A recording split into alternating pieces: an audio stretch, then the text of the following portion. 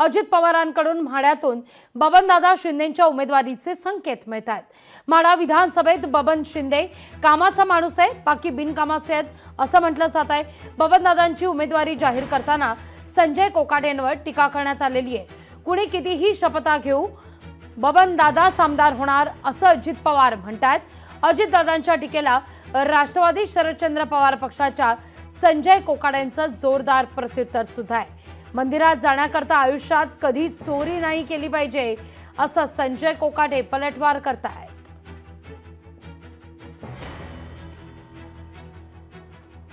काही जण माढा विधानसभा मतदारसंघाच्या उमेदवाराच्या विरोधात सगळे एकत्र आलेत।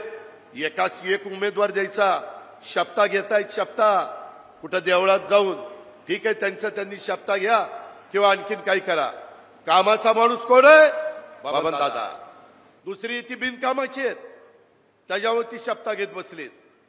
ज्यावेळेस माणसाचा स्वतःवर विश्वास राहत नाही त्यावेळेस माणूस जाऊन कुठेतरी शपथ घेतो, अरे मी तुमची शपथ घेतो।